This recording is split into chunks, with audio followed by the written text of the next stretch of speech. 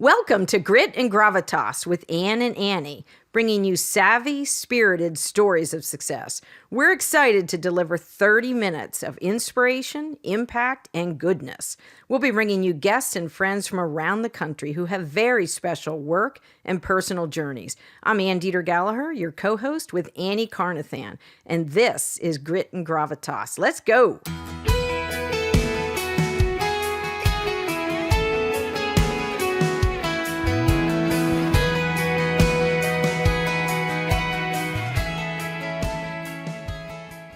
Happy 2025. I sometimes I lose track of our episodes. That was screechy. Yeah. But we're in a new year, new opportunities, new potential. And I think we're just going to jump right in, Annie Carnathan. So how does the new year make you feel, just anecdotally? Does it fill you with a renewed sense of energy? Is it sort of the same but different? Does it have an impact on you? Oh, I think it's like getting a whole new outfit and suit. You're ready. You put on new clothes. You're ready to greet new opportunities or make new opportunities. I'm energized. I find it very rejuvenating. And so we're going to talk about goal setting, and we're going to talk about breathing new life into your career. And I had an interesting conversation. I never thought of it this way about setting goals in January. You know, obviously a lot of people have fitness goals. And, but I was talking to Marissa, who works for me, and she said she had an interesting conversation that some of her friends don't like setting goals in January. They feel either too much pressure or maybe feel that they're not going to meet those goals, but they set goals in September when the kids go to school. I said, well, that's kind of fascinating. So you could have a mid-year new goal setting, or you could do the traditional calendar year. But I can see, like, when all the kids the summer has ended, it might not be you're setting career goals, but maybe you're setting family goals or, your own personal goals. Thoughts? That's an interesting dichotomy. So first and foremost, foundationally for me, huge goal setter. Oh, yes. Okay. Part of that is the sales mentality. Okay. Of being... So are these only financial goals, or you mean you're setting personal goals as well? Personal and professional? So I think here's my foundational premise is that you have to bring yourself to work. You have to bring yourself to your career. Yeah. And so I've always tried to find something that fits that versus me trying to be someone else in a career and something I don't enjoy or something that isn't, integrated with my superpowers and my gifts. So first and foremost, goals are extraordinarily important to me. Mm-hmm. And again, when you're graded that way from the second I was professional, I think they do become foundational. In terms of what you sell. Okay. So what's one of your goals that you're setting? For this year, the goal, and I don't know, when I talked about a finite goal, is to absolutely cut off at a certain time at night. Oh, that's... And that's kind of a personal goal, though. It is. You're reclaiming your time. Yeah, because I don't. Yeah. Here's the other thing, and this is what I say to myself, because I think it's fundamentally very difficult, if not impossible, to change. But I do think it's possible to evolve. Yeah. But to evolve, that has to become as comfortable as staying where I was. Moving to something different, and it has to be almost like a sixth sense at some point. Yeah. And so whether it's a goal in September, January, I just all about set the goal. What does success look like? But now I'm pivoting to what does it feel like? Oh, now that's good. Okay, that's a business vitamin. The goal could be what does it look like, but you're applying it in 2025. What does it feel like? That's very interesting.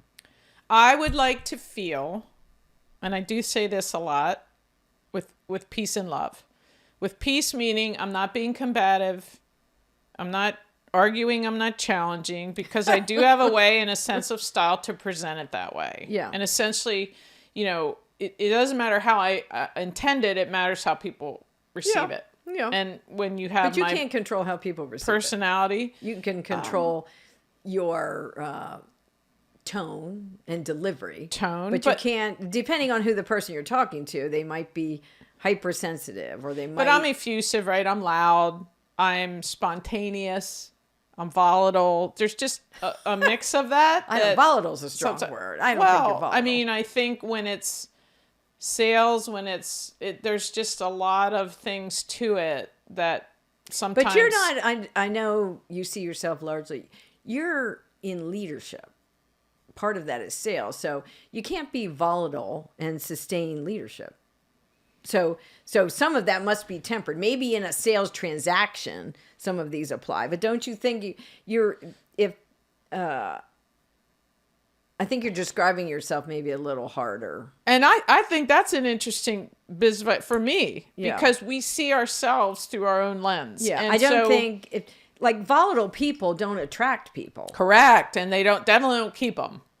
So right? Because you wouldn't be in leadership. You're walking on eggshells. Yeah. Like you don't know when that. So I think, and maybe, you can have a volatile part of your personality maybe, and that's part energetic. That's, anyway, I'm just picking up as the word person, what that.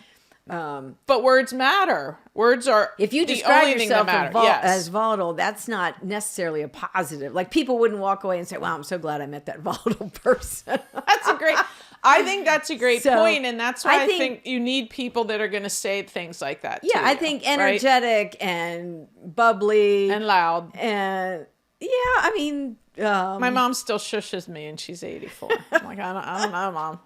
Like, wasn't I doing this for my entire life? But so I want to have more peace. So go back to which I love the goals of. I'm totally sidetracked from what I thought we were going to talk about. So the goals of how to feel. Are you saying you want to feel less volatile, or you want to present less volatile? I would like to feel, if in fact you do present more. What I would like to feel is how gratifying this career has been in terms of the success I've built. Yeah. I would like to not feel as if, what's next? How do you continue to ascend? And not that we're all not competing with ourselves. Yeah. But what would it mean to say that's enough for today and tomorrow is another day? And I was in a Bible study not too long ago, and the whole focus was on contentment. So that sparked an interest when you said that. Sooner or later, there's a top rung on the ladder. And so you have to decide as we all ascend or we branch off, what does contentment look like? And so maybe and I'm thinking now, maybe a goal for me is, to practice or pursue contentment. I feel like we're in a therapy session. Well, we should be. And I think when you say that, like, contentment rolls up an enormous amount of emotional aspects. And not that I'm praying, like, one of my last prayers is, wake me up, Lord, to get another day. And so I think that there's a satisfaction, that's enough. And when someone says, oh, Annie, why wouldn't you be content? I don't know. Why wouldn't you be a bricklayer? You're driven. I'm very driven, and I would like to. How do I pivot? Leaders, that driven sort of tell me I can't, as I'm a sucker for that. Tell me I can't, and watch me. I don't want that to be the fuel anymore. I don't have to do that. Yeah. And so I'm very, very specifically goal driven. I think any salesperson is. And again, there's no commission on a sale you almost make. Income is driven by that. So there's a a primal need for that too, to succeed. But I'll just tell you, sitting at Salvation Army and be the light and know that you contributed to that contentment that night was enough, was more than enough. Well, I'm saying, that's where, if that makes sense. I love the emotional goal. So you have the business goal, if you would. If you have sales metrics, churning in your mind, it is a good reminder to be in service and to stay involved in nonprofits, organizations that serve the community, and see with your eyes the impact your company and you have on the needs in the community. And so that reminds you that maybe, sales goals aren't the full measure of you as a person or, any of our businesses. The measure is impact, inspiration, and contentment. I think that's a great example of when is enough enough. And if you take that energy level, which I have a very, very high energy level, and it has to pivot from the day to day and those issues and goals, and as they pivot to who's next, in that entirely new layer of leadership and responsibility, what means the most to me to pivot that energy, and to what?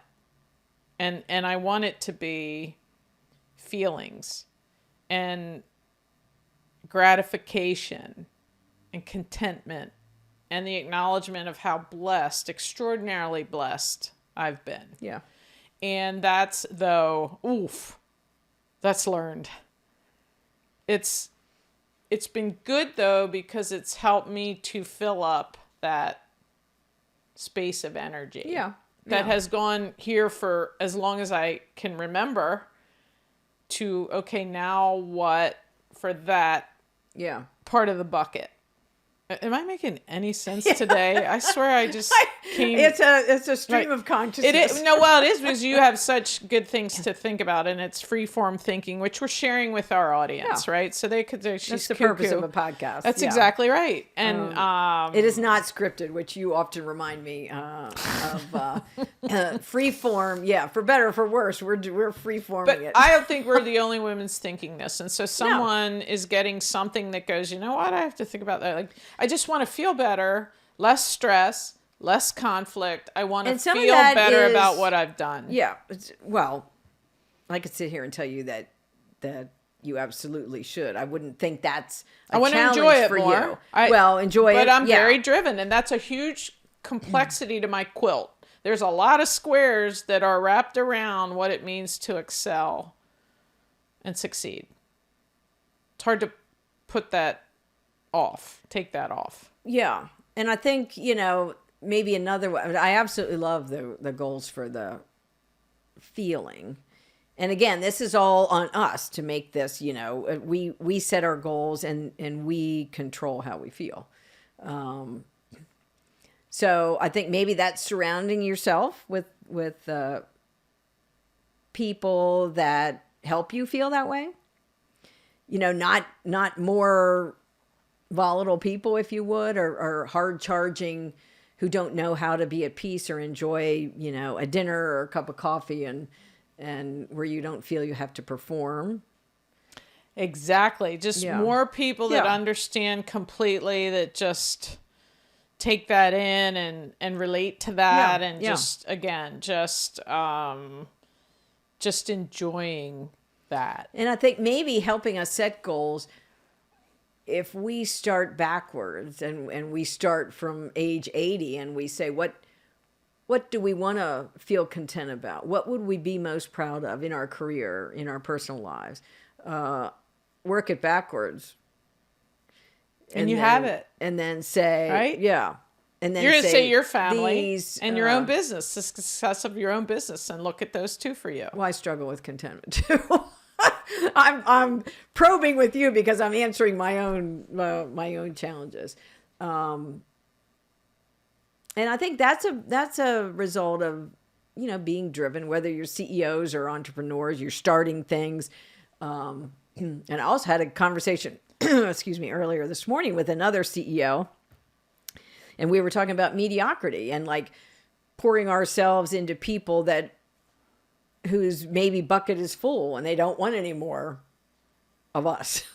Not out, they, and we were talking about professional development and being kind of discouraged if someone only wants this much or they don't want to ascend and they're good at the position where they are. And what does that mean for a business? And, I said what it means, as we're talking, is contentment. They're content. So not everybody wants to be plagued by being driven. And the resulting performance of that. Yeah. And the accountability of that. And we're grading ourselves. Yeah. And one of the favorite things that I had to learn the hard way multiple times throughout my career was to look at someone and say, I can't care more than you do. If you don't care as much about yourself or your ascension and look, I'm a person that's easy to put words in my mouth. It's easy to be a lightning rod. It's easy to say, Annie said this versus having to address it or say it yourself. And so I think that I'll meet someone halfway now. And that was hugely intentional several years ago and still very, very difficult for me to do because I want to help everybody. Yeah. Right. Oh, let me help you. But I am gratified, on the other hand, with the amount of people in the new year that you can tell are either pursuing a different career, thinking about that, maybe in a little bit of a rut. And I just love the outpouring to be able to have coffee or lunch to say, here's my 2 cents. Yeah. I'm getting better at that.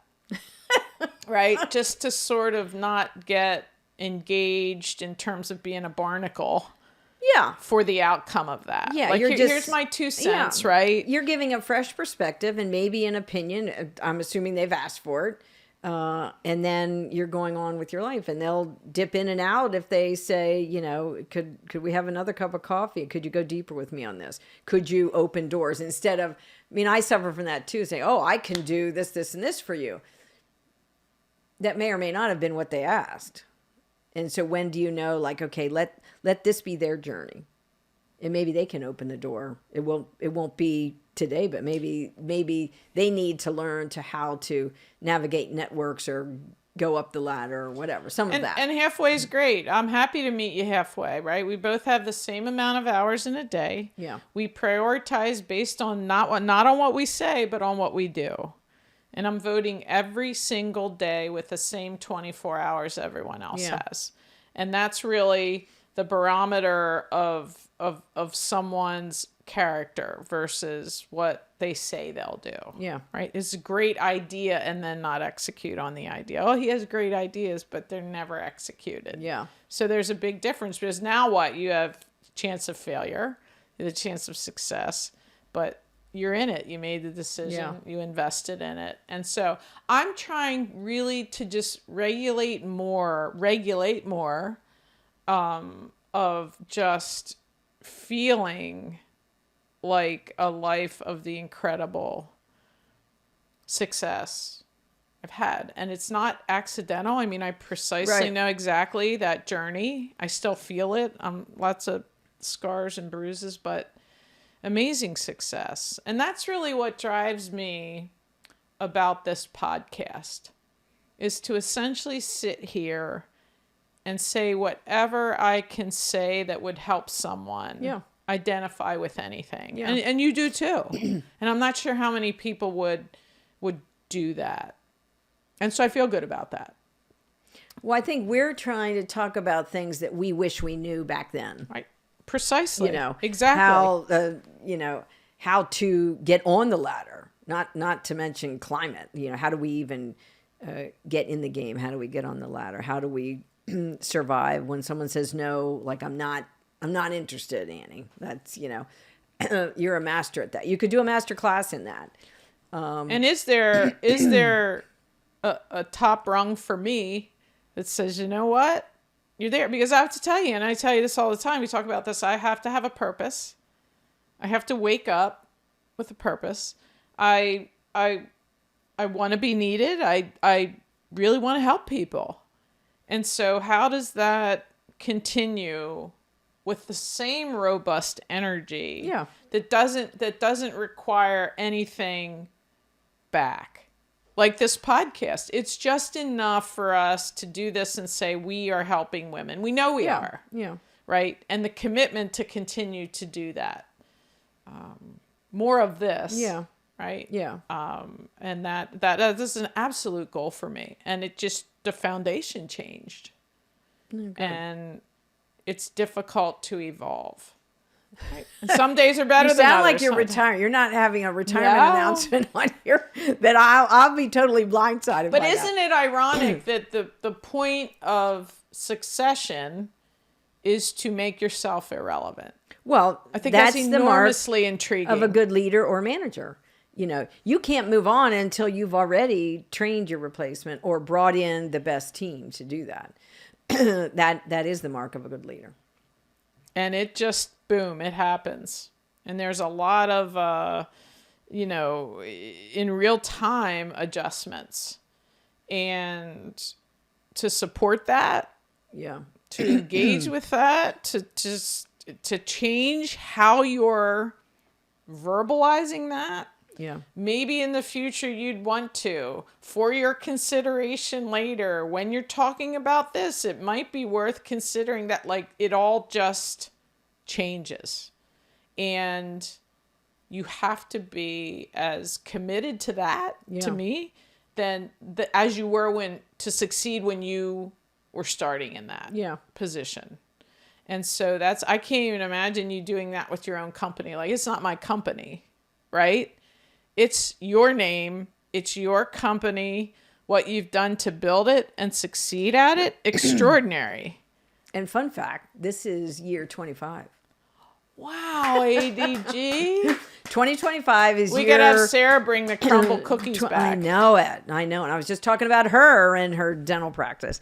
This is, so that was a little, let me see, a milestone, significant milestone. Fewer than 15% of businesses ever make it to 25. And generally, I think it's more than 50% fail before year 7. When you talk about that, do you have a moment of contentedness? No. Honestly, though, right? You don't, right? I should have had a glass of water. I don't think anyone who starts a business, you have no idea what you're getting into when you do this. And probably if we did, nobody would start a business.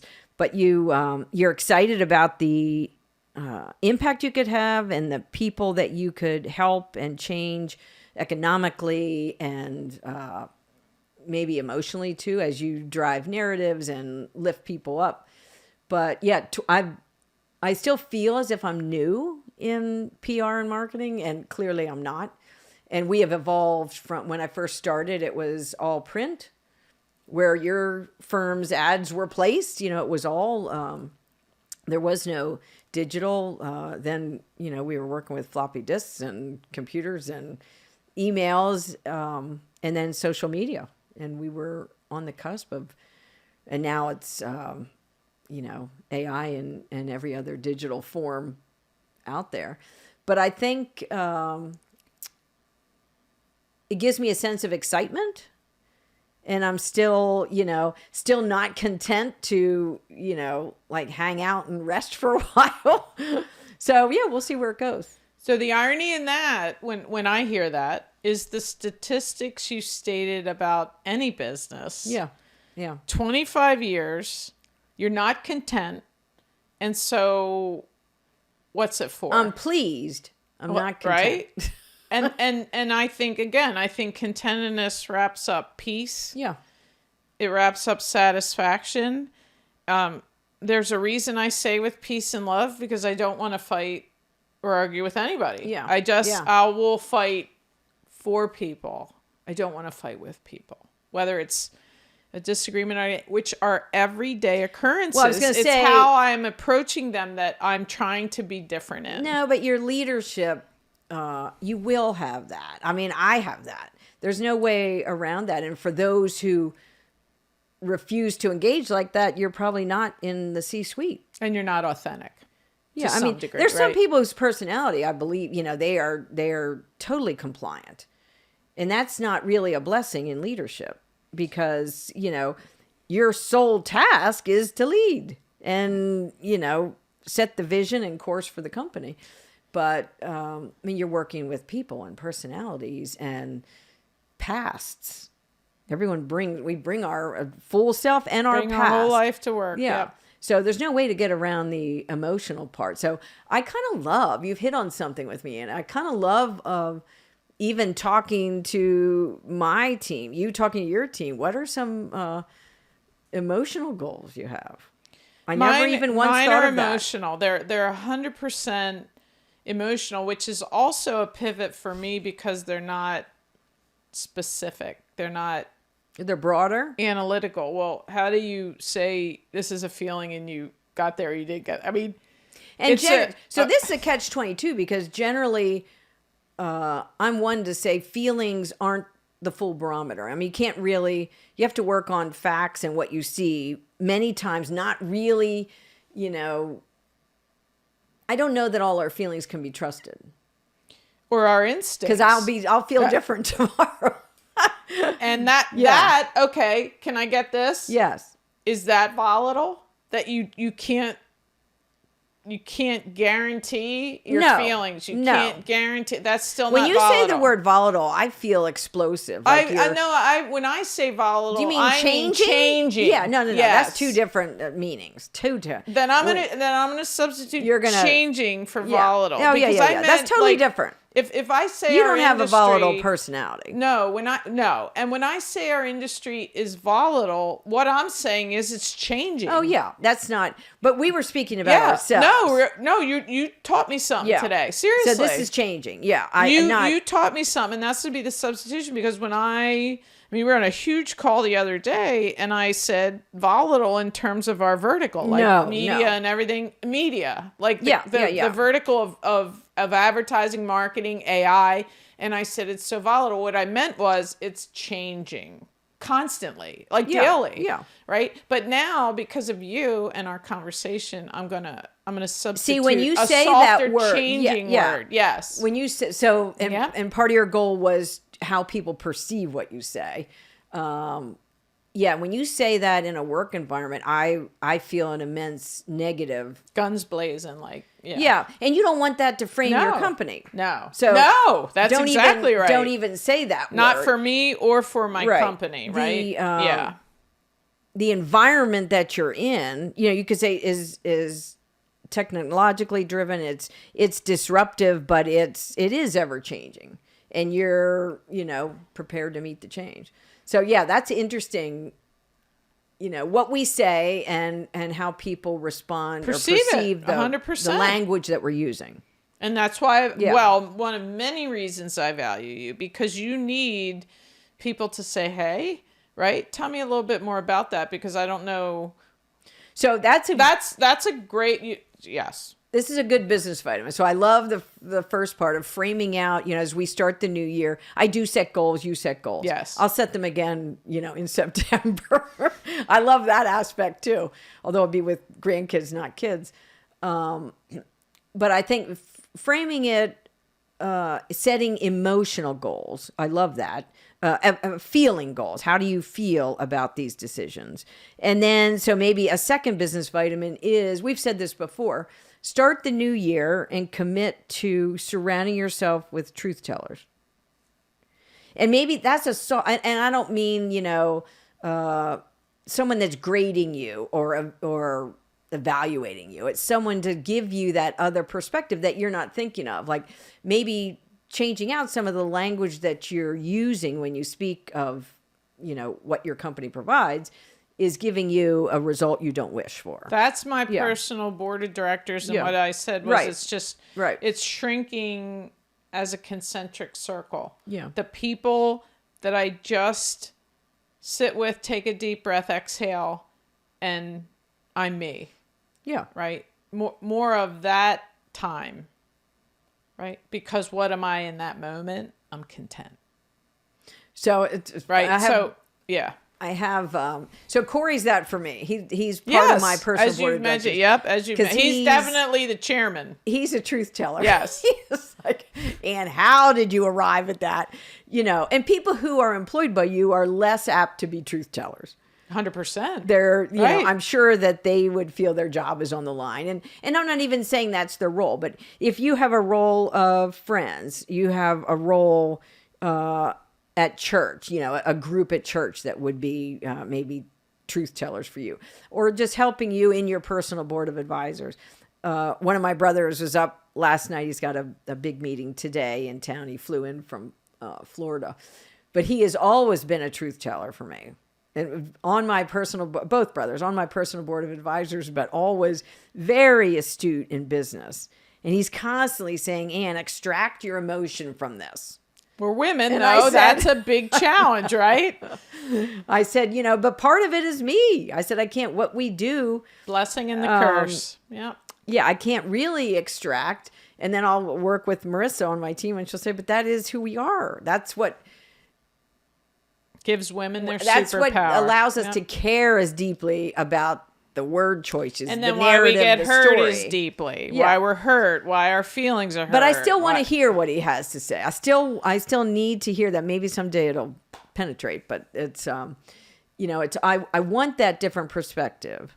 So I'm hoping our listeners, in 2025 will seek fresh perspectives from different generations, would be open to thinking about setting goals of how they feel and not just what they will achieve. What a bow. 2025. We certainly, I went sideways on that, but that was in total response to your setting goals of how you feel. It's great to see you. You too. And I've got work to do. Happy 2025, everybody. Thanks for listening. Thanks for listening. It's our desire that these stories will bring energy, ideas, and fresh thinking that you can use today. Subscribe to our podcast and follow us on Instagram, and have a high gear day.